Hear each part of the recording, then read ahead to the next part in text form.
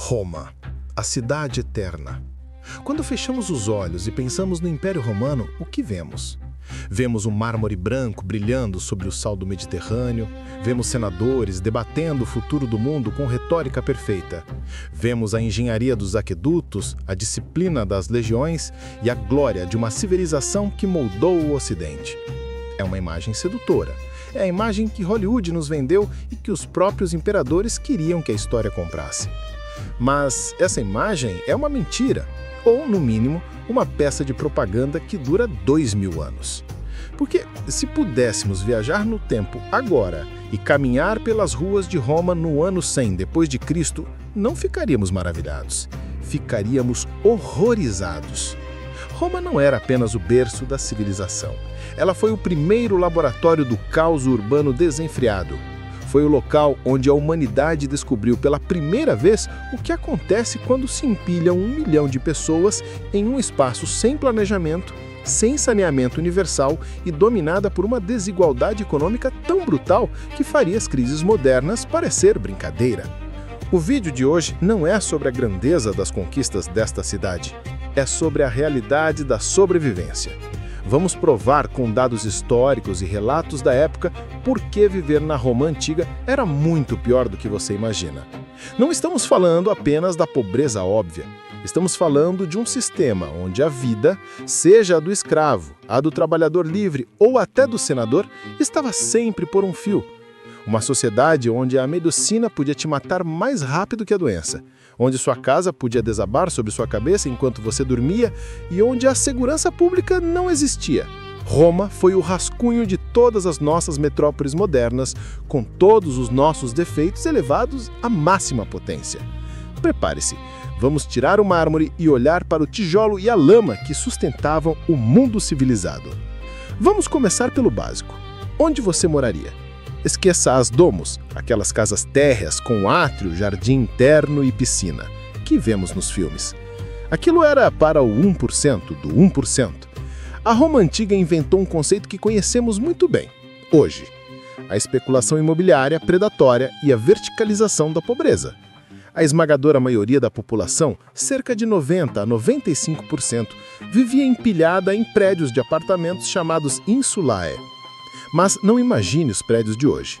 Imagine torres de 6, 7, às vezes 8 andares construídas com madeira barata, tijolos de mármore não cozido e uma argamassa que se esfarelava. Esses prédios eram armadilhas mortais. Os donos desses imóveis, muitas vezes senadores ricos, como Cícero ou Crasso, eram o que hoje chamaríamos de slumlords, senhorias de cortiços. Eles buscavam o lucro máximo com o custo mínimo. O resultado, colapsos eram rotina. O poeta satírico Juvenal escreveu que em Roma vivemos numa cidade sustentada por vigas finas, porque é assim que o administrador impede que as casas caiam. Ele dizia que o maior medo do romano não era a guerra, mas dormir e o teto ceder. E aqui temos uma inversão curiosa em relação aos dias de hoje. Atualmente, as coberturas, penthouses, são os locais mais caros. Em Roma, era o oposto. Quanto mais alto você morava, mais pobre você era. Por quê? Porque não havia elevadores. Subir 7 andares de escadas estreitas de madeira com baldes de água era um tormento. Além disso, em caso de incêndio, e Roma queimava constantemente, quem estava no topo não tinha uma chance de escapar. Viver no último andar de uma ínsula romana era viver numa sentença de morte suspensa. Isso nos soa familiar? Prédios irregulares, ocupações sem segurança, construções que desafiam a lei para abrigar mão de obra barata nos grandes centros. Roma inventou o problema habitacional moderno. Agora, vamos falar do que os livros de história evitam: o cheiro. Roma tinha aquedutos, sim, uma maravilha de engenharia que trazia milhões de litros de água potável. Mas para onde essa água ia? Para as fontes públicas, termas e casas dos super ricos. A sua ínsula não tinha encanamento, não tinha descarga. Então, o que 1 milhão de pessoas faziam com seus dejetos biológicos todos os dias? Parte ia para latrinas públicas, onde dezenas de pessoas se sentavam lado a lado, sem privacidade, usando uma esponja com a unitária presa numa vara para se limpar, o terçório. Um ambiente perfeito para a transmissão de parasitas, bactérias e vermes. Mas, à noite, com as portas trancadas, ninguém descia para a latrina. As pessoas usavam penicos. E, pela manhã ou no meio da noite, o conteúdo era frequentemente despejado pela janela. A lei romana tentava proibir isso e existiam multas para quem jogasse dejetos em transeuntes. Mas o fato de a lei existir e ser reescrita várias vezes prova que o crime era constante. As ruas de Roma eram uma mistura de lama, lixo orgânico, excrementos animais e humanos. O nível de amônio e metano no ar, especialmente no verão, devia ser sufocante. Isso criou o terreno fértil para o verdadeiro imperador de Roma, a doença.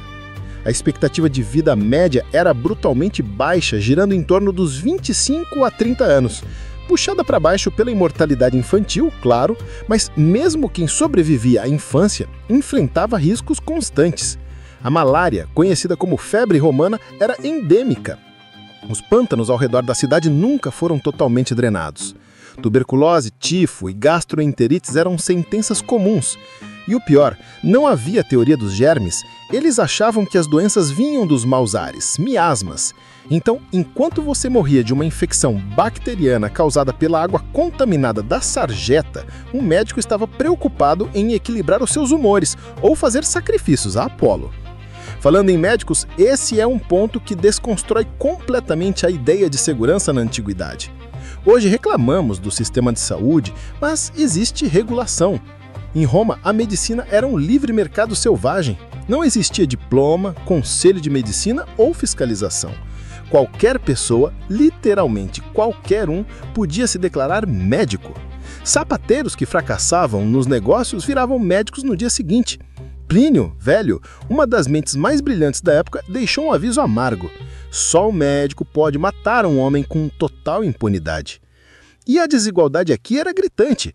Os melhores médicos eram gregos, mas, ironicamente, muitos desses intelectuais eram escravos. Imagine a cena.